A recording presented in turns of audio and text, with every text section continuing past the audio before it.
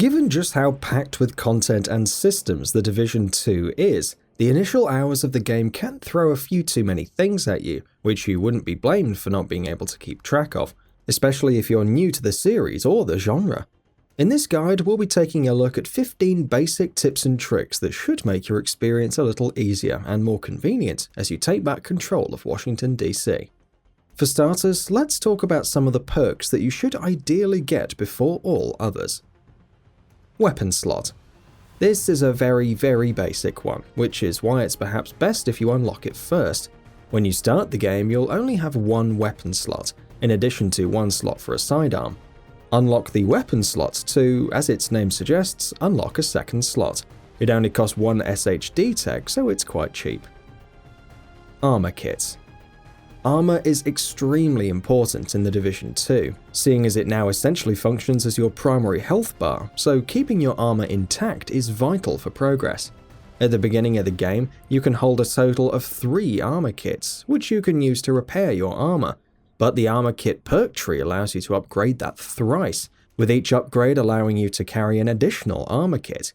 Invest at least in the first one as quickly as possible, but don't hold off on the other 2 for too long either. Accolades. Seeing as killing bad guys is what you'll be doing for the vast majority of your time with The Division 2, the Accolades perk tree, which grants extra XP for certain combat actions, will come in incredibly handy and give you that extra boost as you attempt to level up faster.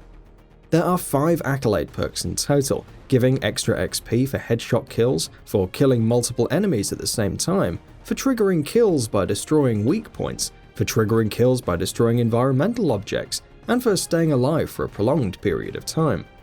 Each of these provides a nice bonus. Collectively, they're a significant boost, so invest in them when you can. Deconstruction.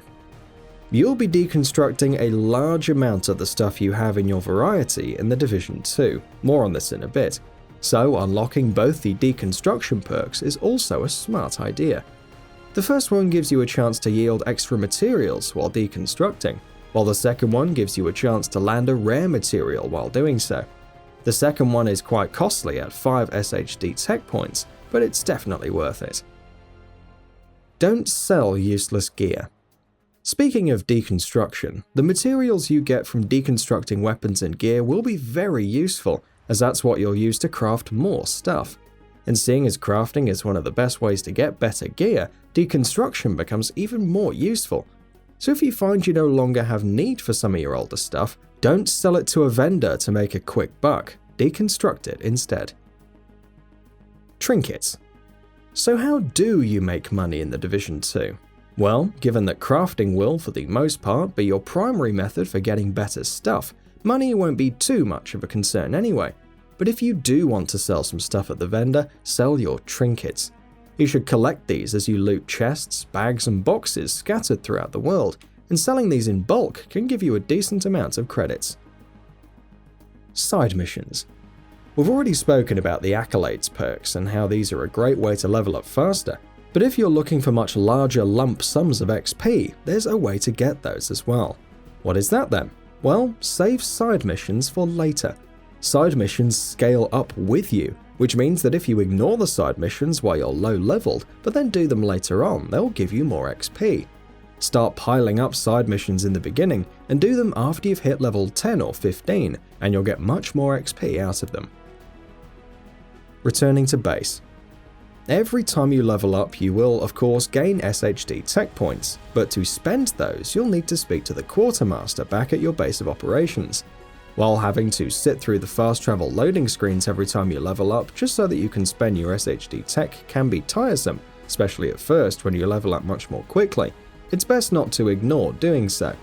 Perks, as we've already discussed, can be very useful.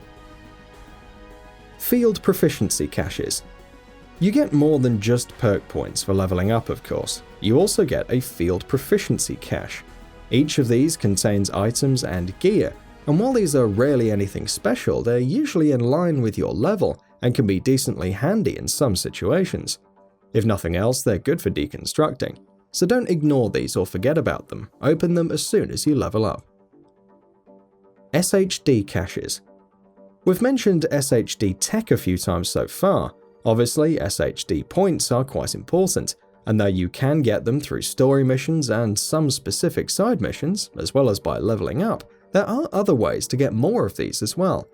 For instance, there are SHD caches lying around in the open world, which are entirely missable but should not be skipped. Getting plenty of these early on, for instance, is a good idea so that you can unlock all the essential perks we've already spoken about. Safe houses. Every time you enter a new zone in the map, make sure you unlock the safe house first. Not only do these act as respawn points, as well as a place where you can access your stash or restock your ammo, these also mark the locations of points of interest and SHD caches in the zone on your map, which can be very handy. Control points. The Division 2's Washington DC is caught in the grips of a furious civil war, so obviously the streets are crawling with enemies. Zones have control points littered across the map, and you should take them over. Not only do they decrease the presence of enemies in the area and give you plenty of XP, each control point also has a room full of loot, a lot of which can be pretty good at times. Weapons. This should go without saying in any looter shooter, but at least in the first few hours of the Division 2, don't get too attached to a gun. Experiment, try out new guns, check their rate of fire or the damage they do, or how they fit in the way you want to approach objectives, and keep looking for weapons with better stats. Skills. The skills you can equip in the Division 2 can be incredibly useful in tight situations, and different skills give you different advantages. The Seeker Mine can, well, seek out enemies and deal a decent amount of AoE damage. The turret can draw aggro and give you breathing room to take out enemies. The shield can be very useful if you prefer using shotguns and want to get up close to enemies for maximum effect. Decide which way you want to play, and unlock and equip skills based on that. Projects. As you recruit followers in the Division 2, you'll gain access to projects, which are missions that give you XP boosts, new gear, upgrades to your settlements, and most importantly, blueprints for crafting. Don't ignore these. If you have gear you want to deconstruct, first check if any of your active projects need that specific item in question. Also, keep on donating crafting materials if and when you can. And that wraps it up. If you like what we're doing, please consider subscribing to our channel.